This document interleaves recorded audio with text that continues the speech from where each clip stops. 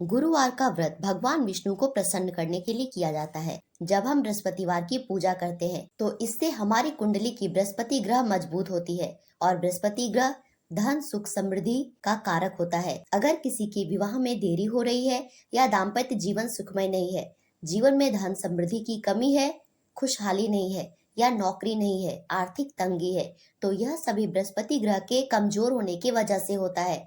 तो अगर बृहस्पतिवार का व्रत रखा जाता है तो बृहस्पति ग्रह मजबूत होकर शुभ फल देते हैं और इससे हमारे जीवन में सुख समृद्धि बढ़ जाती है। वीडियो शुरू करने से पहले मैं आपको एक ज्योतिष उपाय बताती हूँ जो आपके बृहस्पति ग्रह को मजबूत करेगा। इसके लिए आपको अपने हाथ की जो पहली उंगली है, जिसको तर्जनी उंगली कहते हैं, उसके ठीक नीचे गुरु पर्वत होता है। आप वहां पर हर दिन नहाने के बाद ओम नमो भगवते वासुदेवाय ऐसा बोलते हुए वहां पर हल्दी का लेप लगाएं। ऐसा करने से आपका गुरु ग्रह मजबूत होगा और आपके जीवन में धन सुख समृद्धि बनी रहेगी। इस उपाय को स्त्री या पुरुष कोई भी कर सकते हैं। जय श्री कृष्णा, राधे राधे। मैं पूजा झा आप सबका अपने चैनल बी ब्लेस्ड एस्ट्रो में बहुत स्वागत करती हूँ, जहाँ हम सनातन धर्म से जुड़े हर व्रत त्योहारों की विधि, शुभ मुहूर्त और उस दिन को किए जाने वाले विशेष ज्योतिष उपायों की बात करते हैं। तो आज के इस वीडियो में गुरुवार के व्रत को और अधिक प्रभावशाली बनाने के लिए क्या विशेष उपाय और विशेष पूजा विधि करनी चाहिए उसके बारे में बात करेंगे, ताकि व्रत जल्दी सफल हो जाए और आपकी इच्छा पूरी हो। और इसके साथ यह भी जानेंगे कि गुरुवार के व्रत में क्या खाना चाहिए, क्या नहीं खाना चाहिए, किन नियमों का विशेष रूप से पालन करना चाहिए ताकि इस व्रत का पूरा फल मिल सके। इसीलिए वीडियो में दी गई छोटी से छोटी जानकारी को भी ध्यान से सुनिए, तो बने रहेंगे वीडियो के अंत तक और ऐसी जानकारी पाने के लिए हमारे चैनल को सब्सक्राइब करेंगे। तो सबसे पहली बात कि गुरुवार का व्रत कब प्रारंभ करना चाहिए या कौन से महीने से उठाना चाहिए। सबसे पहले हम लोग ये देखते हैं कि कहीं उस वर्ष में, उस साल में मलमास या अधिक मास तो नहीं लगा है। ऐसा होने से कोई नया व्रत शुरू नहीं करते हैं। लेकिन 2024 में ऐसा कुछ नहीं है, इसीलिए 2024 से आप कोई भी व्रत प्रारंभ कर सकते हैं, या फिर 2025 में भी जब तक मलेमास ना आए आप उसके पहले तक व्रत प्रारंभ कर सकते हैं। बृहस्पतिवार का व्रत प्रारंभ करने के लिए सबसे अच्छा महीना होता है अघन, जो कि अभी चल रहा है, जब भगवान विष्णु 4 महीने की योग निद्रा से जागते हैं और फिर से सृष्टि का कार्यभार अपने हाथों में लेते हैं। तो इसके बाद जो अघन का महीना आता है, उस महीने से, जिसको मार्गशीर्ष भी कहते हैं, इस महीने से अगर गुरुवार का व्रत करने का संकल्प लिया जाए या गुरुवार का व्रत उठाया जाए तो यह सबसे श्रेष्ठ मानते हैं और ऐसा मानते हैं कि इस महीने से उठाया गया व्रत सबसे जल्दी फलित होता है। इसके अलावा अगर आपने अघन में यह व्रत प्रारंभ नहीं किया तो आप माघ में भी जाकर इस व्रत को उठा सकते हैं। तो इसके बाद दूसरी बात होगी कि आप कितने गुरुवार का व्रत करना चाहते हैं। ऐसे तो आप अपनी इच्छा अनुसार कितने भी बृहस्पतिवार का व्रत रख सकते हैं, लेकिन अगर आप 16 बृहस्पतिवार का व्रत का संकल्प लेंगे और 17वें में उद्यापन करेंगे तो यह एक शास्त्रीय विधि है और यह सबसे ज्यादा फलित होता है। और इसके बाद आप अपनी इच्छा अनुसार व्रत की संख्या ज्यादा या कम कर सकते हैं। अब दूसरी चीज होती है कि व्रत का संकल्प कैसे लें।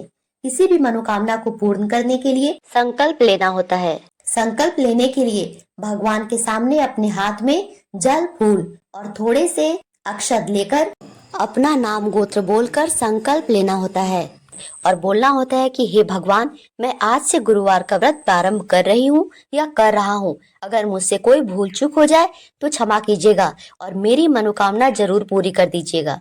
इसके लिए मैं इस व्रत को सच्चे मन, श्रद्धा और सही नियम के साथ करूंगी और सही विधि से उद्यापन करूंगी।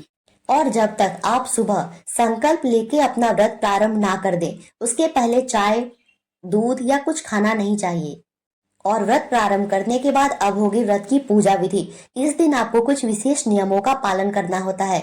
अगर आप बृहस्पतिवार का व्रत रख रहे हैं तो इस दिन बाल नहीं काटने चाहिए, नाखून नहीं काटना चाहिए, साबुन, तेल, शैम्पू किसी भी चीज का इस्तेमाल नहीं करना चाहिए, अपने घर में पोछा भी नहीं लगाना चाहिए और इस दिन कपड़े नहीं धोने चाहिए। और इसके साथ इस दिन थ्रेडिंग या शेविंग ये सब भी नहीं करानी होती है, वरना हमें दोष का भागीदारी बनना पड़ता है। इस दिन नहाने के जल में थोड़ा सा गंगा जल और एक चुटकी हल्दी डालकर स्नान करना चाहिए और इसके बाद पीला वस्त्र ही पहनना चाहिए। आप पहले से ही एक नया पीला वस्त्र लाकर रख लें, जिसको आप हर बृहस्पतिवार के दिन ही पहनेंगे। और इसके बाद भगवान विष्णु के लिए एक अलग से चौकी स्थापित करें, उस पे एक पीला कपड़ा बिछाएं और उस पर भगवान विष्णु की फोटो रखें या मूर्ति जो आपके पास है रख कर पूजा कर सकते हैं।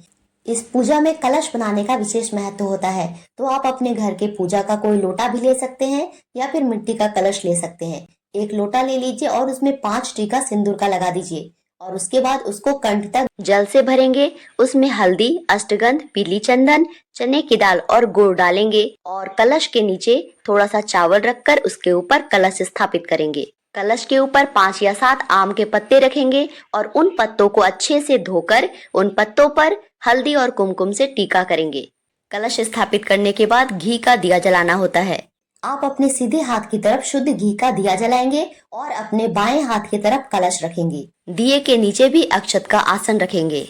आज के दिन पीली चीजों का विशेष महत्व होता है, इसीलिए भगवान विष्णु को भी पीले कपड़े अर्पित कीजिए। पीले फल, पीले फूल, पीली मिठाइयाँ इस दिन भगवान को अर्पित करनी चाहिए। इस दिन विशेषता चने की दाल और गुड़ से भोग लगाया जाता है। आप इसके साथ मुनक्का और केला जरूर से जरूर भगवान को अर्पित करें। आप इसके अलावा अपने पसंद की और भी पीली चीज अर्पित कर सकते हैं। भगवान विष्णु के भोग में तुलसी पत्र रखना बिल्कुल नहीं भूलेंगे। तुलसी पत्र के बिना भगवान विष्णु की पूजा ही नहीं होती है। और भगवान विष्णु की फोटो के ठीक सामने प्रसाद रखेंगे और भगवान को अपनी ओर से जो भी चीज आप अर्पित करना चाहते हैं अर्पित करेंगे। आज के दिन के विशेष उपाय के तौर पे हल्दी और केसर को मिलाकर एक चंदन तैयार करेंगे, जिसको स्वर्ण तिलक कहते हैं। इससे भगवान विष्णु को टीका करेंगे और इसके बाद बचे हुए टीके से अपने मस्तक पे, अपने कंठ पे और अपने नाभि पे लगाएंगे और थोड़ा सा चंदन बचा के रख लेंगे, जिसको बाद में केले के पेड़ में लगाएंगे और कलश के जल में इस चंदन को थोड़ा सा छिड़क देंगे। ऐसा करने से भगवान विष्णु बहुत प्रसन्न होते हैं और आपकी जो भी इच्छा होती है 16 बृहस्पतिवार करते करते आपकी इच्छा जरूर से जरूर पूरी हो जाएगी। आपको यह पूरा विश्वास रखना है कि आपके सामने विष्णु भगवान ही बैठे हुए हैं। पूरे मन से आपको पूजा करनी है। सभी चीजें एक एक कर भगवान को अर्पित करने के बाद ओम नमो भगवते वासुदेवाय इस मंत्र का 108 बार जाप करें और इसके बाद अपने हाथ में जल और पुष्प लेकर बृहस्पतिवार की कथा पढ़ें और इसके बाद आरती करेंगे। लेकिन ध्यान रखेंगे कि जो दिया आपने भगवान के समक्ष प्रज्वलित किया है उस दीपक से आरती नहीं होगी। आपको आरती के लिए अलग व्यवस्था रखनी होगी। आरती के बाद अपने आसन को प्रणाम करके आरती शीतल करके भगवान को आरती दिखाएंगे और इसके बाद उस आरती को, एक नए दीपक को और उस कलश को जो आपने भगवान के समक्ष रखा था, जो भी पूजा की सामग्री आपने भगवान को अर्पित की थी, वो सब जो थोड़े थोड़े आपने पहले से बचा के रखे थे, सब कुछ ले जाकर केले के पेड़ की भी विधि विधान से पूजा करनी है। 5 टीके लगाने हैं, कलश का जल डालना है, दिया जलाना है और दिया के बाद फिर आरती करनी है और इसके बाद आपकी पूजा संपूर्ण हुई। जो प्रसाद आपने भोग लगाया था उसको उठाकर अपने घर परिवार के लोगों को वितरित करें और थोड़ा सा प्रसाद स्वयं के लिए रख ले। गुरुवार का व्रत विशेष नियमों से करना चाहिए। अगर आप इन नियमों का ध्यान नहीं रखेंगे तो आप कितने भी गुरुवार का व्रत करेंगे, आपको उसका फल नहीं मिलेगा। अब जानते हैं कि गुरुवार के व्रत में क्या खाना चाहिए और क्या नहीं खाना चाहिए। गुरुवार के व्रत में पूरे दिन भूखे रहकर दिन में एक बार सूर्य ढलने के बाद भोजन किया जाता है। दिन भर आप चाय, जूस, फल इत्यादि ले सकते हैं, लेकिन दिन में भोजन ग्रहण नहीं करना होता है। बृहस्पतिवार के व्रत में अन्न का ग्रहण किया जाता है, तो जब सूर्य ढल जाता है उसके बाद अन्न ग्रहण करते हैं। इसीलिए जो भी बृहस्पतिवार का व्रत करते हैं उनको दिन के समय प्रसाद नहीं ग्रहण करना होता है, क्योंकि वह प्रसाद भी अन्न होता है। अगर आपने उस समय प्रसाद ले लिया तो यह माना जाएगा कि आपने एक बार अन्न ग्रहण कर लिया है और अगर फिर से आप रात में भोजन करेंगे तो 2 बार अन्न ग्रहण गिना जाएगा। इसीलिए ऐसा ना करें और जब भोजन करने वाले हों उस समय ही प्रसाद को ग्रहण करें। बृहस्पतिवार के व्रत में आप चने की दाल जैसे हलवा बना ले या रोटी गुड़ बना ले। जब आप आटा गूंथ रहे हो तो आटे में 1 चुटकी हल्दी मिला दें, तो वह पीले भोजन में ही गिना जाएगा। और उस रोटी के ऊपर गुड़ लगा लें या रोटी के ऊपर आप घी लगा के भी गुड़ के साथ खा सकती हैं। दूध वगैरह की वस्तुएं इस दिन नहीं खाई जाती है, क्योंकि दूध सर्वाहार में आता है। दूध, दही ये सब चीजें बृहस्पतिवार के पूजन में नहीं खाया जाता है। और इसके साथ हम इस दिन केला का पूजन करते हैं, तो केला भी नहीं खाया जाता है और ना ही केला का दान करना चाहिए। आप बेसन का भी इस्तेमाल कर सकते हैं। बेसन का चीला, बेसन के पूरी, पराठे या बेसन से बनी कुछ भी चीजें खा सकते हैं और इसके साथ पीली मिठाई या पीले कोई भी वस्तु हो, पीली चीजें खा सकते हैं। और जब आप भोजन ग्रहण करने लगे तो पहले अग्रासन निकाल दें और हाथ में जल लेकर उस अग्रासन के साथ अपने थाली के चारों ओर घुमाएं और ऐसा बोले कि हे बृहस्पति भगवान, अब मैं भोजन ग्रहण कर रही हूँ। जब आप इतनी श्रद्धा भक्ति और पूरे नियम के साथ बृहस्पतिवार का व्रत रखेंगे तो आपकी कोई भी और कैसी भी इच्छा हो वह जरूर से जरूर पूरी होगी। इसीलिए पूरे मन से इस व्रत को करना चाहिए। आशा करती हूँ कि यह वीडियो आपके लिए उपयोगी होगी। अगर आपको यह वीडियो अच्छी लगी तो मेरे चैनल को सब्सक्राइब और वीडियो को लाइक करना मत भूलिएगा। ऐसी जानकारी के लिए मेरे चैनल से जुड़े रहें। वीडियो देखने के लिए धन्यवाद। राधे राधे।